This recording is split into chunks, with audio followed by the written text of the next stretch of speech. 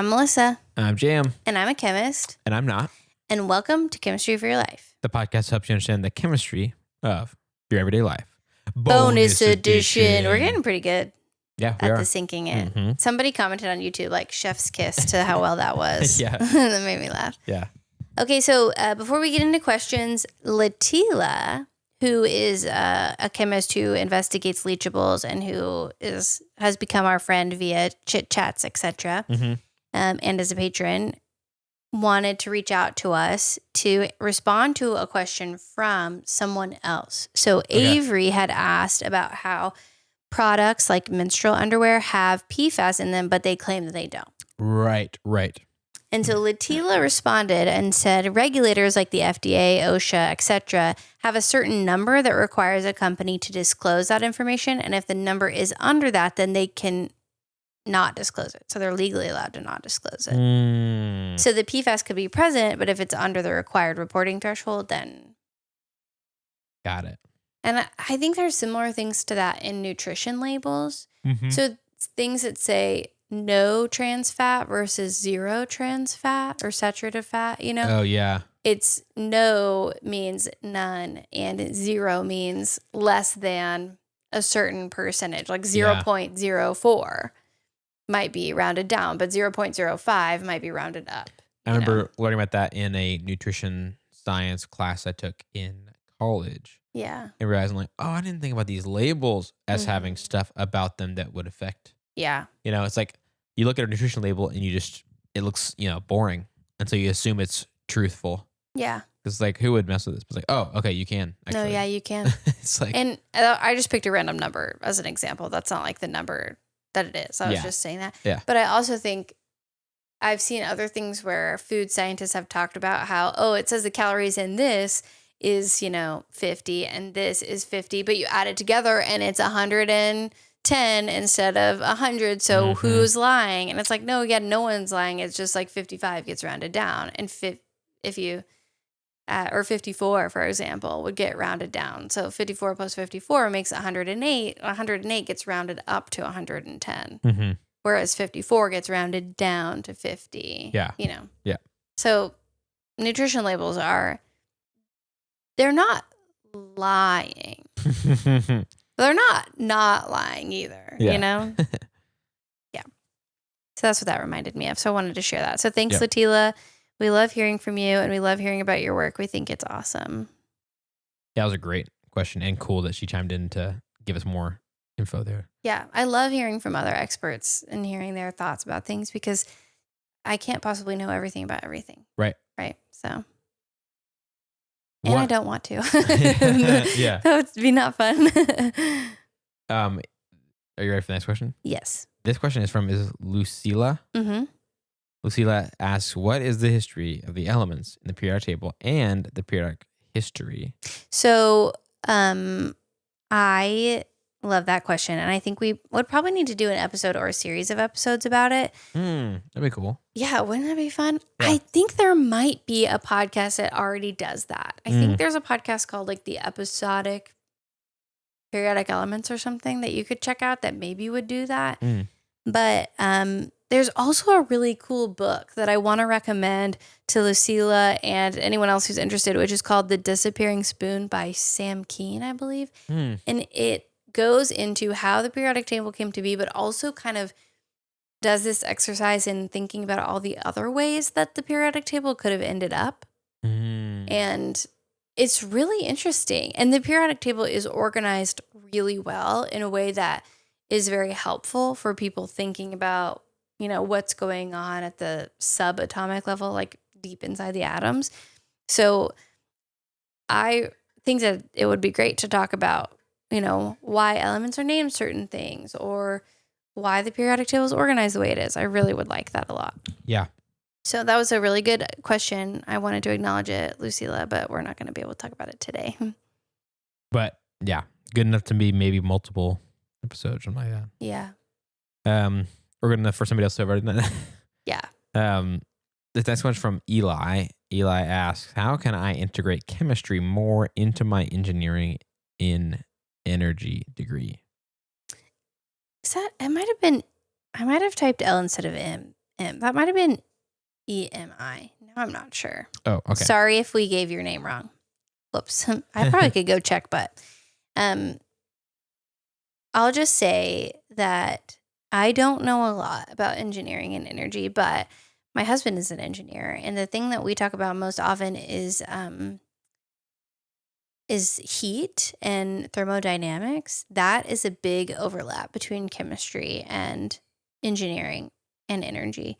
But also I think just learning about, the way energy impacts the movement of molecules and what's going on at the molecular level of things related to energy. I mean, the overlap is huge in energy and chemistry. Like even thinking about solar panels and light harvesting turning into energy and things like that. And so I feel like the chemistry already is likely well integrated into it. And I just don't know a lot about what an engineering and energy degree would cover. But I would think that there would be a lot of ways to do it. And maybe starting on this podcast and learning about things that seem to connect would be a good place to start. So, yeah, I think there's a lot there. Yeah.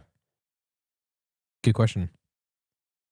This next one is chemistry related, but also just seasonal related. What are your favorite winter flavors? I love peppermint. This is from Chelsea. Also, there's a question mark there. Do you mean to do that? No, I put that. I put the question mark. Oh, you did that? Yeah. I love peppermint. That was an accident. I think we talked about this on the cinnamon episode that hasn't come out yet when we're recording this, but I think cinnamon is maybe my favorite fall winter flavor. I do love peppermint too, and I love peppermint tea, and there's lots of good health benefits of both cinnamon and peppermint. But I think cinnamon is my favorite.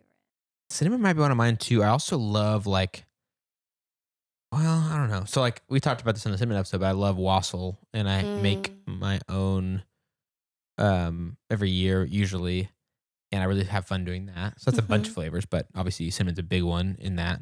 Plus allspice, allspice, cloves, but I do actually a good amount of ginger as well in my wassail, and I love ginger. But that's only really in terms of gingerbread is that feel like a seasonal one. Yeah. In other ways, ginger is kind of like any time of the year. All kinds of dishes would have it in there, and it doesn't feel like. It feels more like when I think of ginger spices, I think of Asian food. Right. Yeah. I do love ginger, but I guess this to be a lot more, seasonal that most people would agree. I think cinnamon is pretty up there for me. I'm not a huge actually peppermint person. I like peppermints, like just the mints themselves, and I may have one or two of those or something. And candy canes, but I don't go crazy for them, and I don't want mint flavored other stuff. Yeah. I'm not super into that, but cinnamon in a bunch of different other things, very cool with me. I did think of something. Oh yeah? I don't love those pumpkin drinks when people are like, oh my gosh, pumpkin spice latte. Yeah. I've had that a few times and been like, this isn't really good. But this year, I saw a recipe for pumpkin muffins. Okay. That is made with pumpkin and blended oats. So you take the oats, blend them up, and then olive oil and maple syrup. So it's got a good amount, and eggs. So it's got a good amount of fiber and protein. Nice. And then you season it with, she says pumpkin pie spice on the video, but I've just been using cinnamon and allspice. And there is something about that flavor combination. I've had those muffins so many times. It's I'm obsessed. Nice. So it's the pumpkin cinnamon allspice combo with chocolate chips in there. I've had those. Just DM us if you want the recipe, because I've had those muffins I've probably made them 10 times already. Wow. They're so good. That's awesome. And they're so nutritious. They have so much nutritional value. Wow. That's cool. They sound really, really good. And they're delicious. I like pumpkin. So I don't like pumpkin drinks. I don't want a latte or whatever, but pumpkin pie, pumpkin muffins, anything like that with those spices sound good to me. So that includes what you just said. Do you want me to bring you some of those muffins? Yeah. You kind of have to now. Okay. Yeah. Maybe I will. That's a good one. That sounds cool. This next question is a good one from Sadie on Instagram. Tips for high schoolers looking to study chem in undergrad. Okay, so I answered this on Instagram on our stories, but I'm going to say what I said again. And then also, I want to know what you think, Jam. And also, we have a high school teacher who chimed in as well, a high school chemistry teacher. So my thoughts were, one, enjoy high school. It's one of the last times where you know, if your family is good and nice and you like being around them for the most part. I know sometimes families can be hard. And you're in a safe, good environment. High school can be one of the last times that you have minimal responsibility and you kind of get to be young and carefree fully. I think it just slowly starts to go away as you get older. And so I want you to really enjoy high school. Enjoy that you don't have to be in charge of rent if you have that luxury. Enjoy that somebody else mostly buys the groceries. Enjoy that your part-time job, you're saving up for other things, hopefully, and maybe not contributing to your house. Like, just enjoy that, you know? Do you agree with that? Yeah, I do.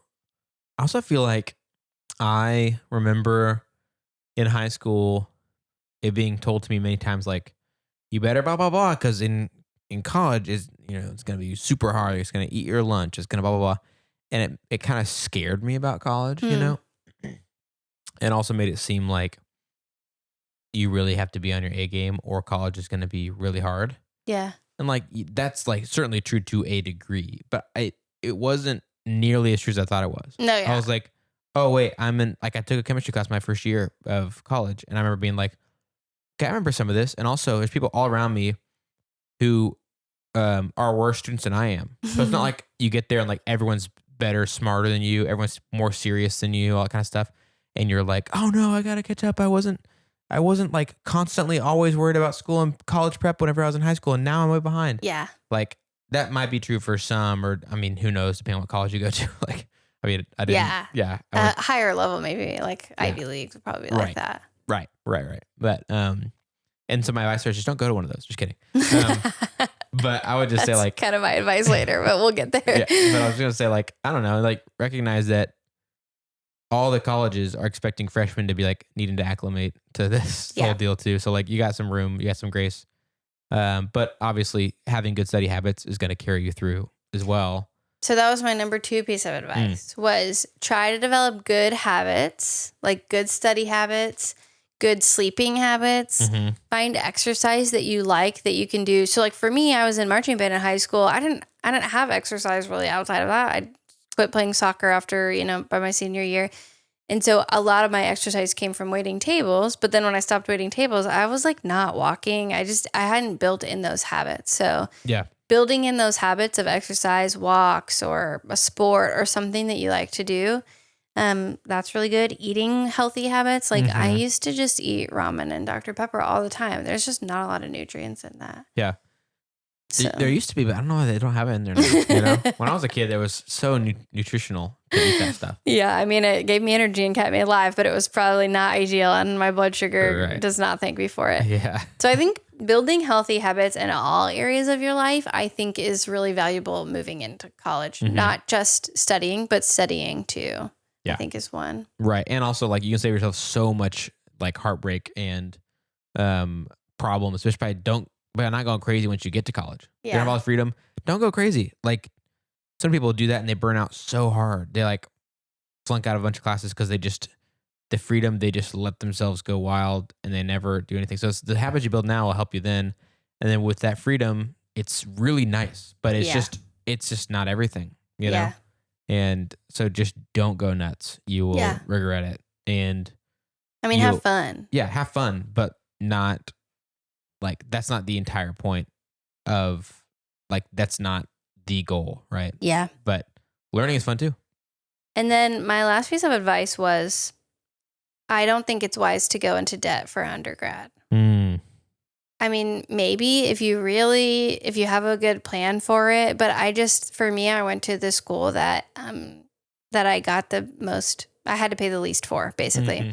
And I have never regretted that. I've been so thankful that I had very minimal debt that I took out when my mom had cancer and I wanted to spend time with her and so that I could pay my bills, but that was worth it. But I don't think it would have been worth it to go to just any other school. You know, even if you have to stay at home and go to community college, I really think there's a lot of value in not accruing debt. And for some people, I don't even know if going to college is the right move. I think if you know you want to study chemistry, maybe, but for other people, it's not. And a high school teacher reached out to us. One of our listeners, Nicole, who's a high school teacher for chemistry, said that she does tell her students that same thing, to go on monster.com and see what kind of education you need for a job that you might like, because it might not be, necessarily chemistry, or you might be able to do that without school, or you might have to go to a trade school. And then she also said that she recommends not going into debt because a lot of students have to get advanced degrees. And if you have less debt, then it's easier to go and to get a master's degree or whatever your advanced schooling might be. It's easier to take on the burden of having less money longer, to be in school for longer, if you have less debt up front. Right. Yeah, and one of those good solutions would be like doing, your first couple years at a community college and getting some of those classes done at a more affordable rate. Yeah. And maybe saving some money at the same time and stuff like that. But yeah, there's a bunch of ways to do that. I agree. I also went to the place that offered me the best deal in terms of money. Yeah. And didn't have any student loans afterward. And that was pretty huge. And I love community college. I'm applying to work at places now, and I'm applying to work at community colleges because I think that that's a really, really good place to work, and those students need to be invested into. So, no shame in that. Highly recommend community college. So 100%. Those are my bits and pieces of advice. So they're more general for anyone in undergrad. But something else my mom told me was the school you go to doesn't matter as much as what you put into it. You really get out of it what you put in. And I think to some degree the school could matter in terms of who your teacher is, but there's a lot of independent learning you can do, especially with the internet. And you will get a good education if you work hard at it. Yeah. And what's weird too is, obviously industry is very like crazy, but I feel like the longer you're out of school, the less where you got your degree matters. And it starts being a lot more about the experience you've had, the places you've worked, how much did they like you, recommend you in other places. Yeah. And that stuff kind of just fades where people aren't nearly as often like, now where'd you get your bachelor's? Yeah. Ooh. But that's unless you're from those like cult following schools. Right. And that's in my field too, which, I only know about that. Yeah. Really. So nobody asked me where I got my degree ever. Yeah. So people don't even ask me if I have one. I'm just kidding. Just kidding. That's kind of true. That does happen sometimes. Okay. The next question is from Ayush. I think it's Ayush. Oh, Ayush. I was looking at the pronunciation you had there. Sorry, I put the pronunciation so I'd understand it. Oh, I see. Ayush. Asked recently about onions. Oh, wait. Where's the question in there? Is that just the comment? Oh yeah.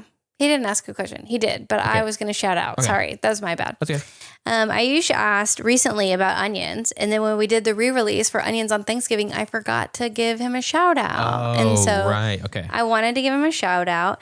And then also he asked a good question about what's in inhalers, and I thought that was a really good one, but I'll have to do a whole episode on that. But I just wanted to say thanks for those questions and keep them coming because I really liked them. Nice. So... And then we have a few reviews. We like to read reviews or comments that people have made that we really appreciate. And just to give our listeners a shout out back. So this one is from Matthew on Audible, and it made me really laugh. He said, "I'm dumb and even I can understand this." That's like my goal in life. Yeah. I don't want people to think they're dumb, but I want you to think even I can understand this. Yes. I recently started a journey of learning. I have no experience of chemistry at all, and I'm slowly picking up the jargon and lingo in bite-sized, easy to understand way. This lady is amazing at what she does on this podcast. I'd like to give her and her team a big thank you. Nice. Isn't that so nice? That's very cool. And also, Matthew, you aren't dumb. I want to agree with what Melissa said. Because if you are, I am. But here I am learning it too. So I think you could say, I'm not an expert. I don't have a background in this. And even I can understand it, Yeah. That is the goal. It's like people that have zero background, we're hoping they find this accessible. Yeah. And we are very glad that that's the case. So thanks for telling us. Thanks for letting us know that that's that's working in your case. Yeah, I read that and I was like, this is it. This is what I want people. And I don't want people to say they're dumb, but I want people to think, I can understand this. Yeah, this is exactly who this podcast is for. Yep. And so that's really exciting to me. That's awesome. This is another comment we got, and I'm not going to attempt to say the name because I'm worried I'm going to really mess it up. But this is a comment we got on one of our YouTube videos. It says, I found this podcast because of my chemistry class today, but I kept listening because the topics are genuinely interesting. Isn't that nice? Yeah, that's awesome. So that's fun too. That's what I like to hear. Mm-hmm. All right. Well, I think that's it for this episode. Thank you all for writing in your questions. We're a little bit ahead. So if you've asked a question in the last few months and you haven't been answered it yet, it's probably because we're recording so far ahead to get ahead for the holiday season. So we care about your questions and keep them coming. Yes, keep them coming. Send those to us on our website at chemforyourlife.com. That's chemforyourlife.com. Share your thoughts, ideas, and questions. If it's a really good question that takes a lot longer to explain, it'll probably become an episode. And if it's something short that we can kind of respond to quickly, then Melissa will put it in one of these and we'll be able to talk about it in a Q&R. So please send those to us. We love those questions. If you'd like to help us keep our show going and contribute to cover the cost of making it, you can join our super cool Chem community of patrons on Patreon at patreon.com/chemforyourlife. You can go there or click the link in our show notes to join that cool Chem community. But if you're not able to do that, you can still help us by subscribing in your favorite podcast app and rating and writing a review on Apple Podcasts. That also helps us share chemistry with even more people and subscribing on our YouTube channel. So those things really help us to share chemistry with more people, reach more people, and keep our goal going of making chemistry understandable to people in their everyday life. And if you leave a nice review or a nice comment, maybe we'll read it on the podcast too and say thank you. Mm-hmm. Just like we did for our 2 today. This episode of Chemistry for Your Life was created by Melissa Collini and J.M. Robinson. J.M. Robinson is our producer, and this episode was made possible by our financial supporters over on Patreon. It really is so exciting that you want to help make chemistry accessible to even more people. Those supporters are Avishai B, Bri M, Brian K, Chris and Claire S, Chelsea B, Derek L, Elizabeth P, Emerson W, Hunter R. Oh, I lost my place. Sorry, Jacob. Jacob T, Kristina G, Katrina H, Letila S, Lyn S, Melissa P, Nicole C, Rachel R, Sarah M, Stephen B, Shadow, Suzanne P, Timothy P, and Venus R. Thank you again for everything you do to make Chemistry for Your Life happen. Yay, chemistry! Yay, chemistry!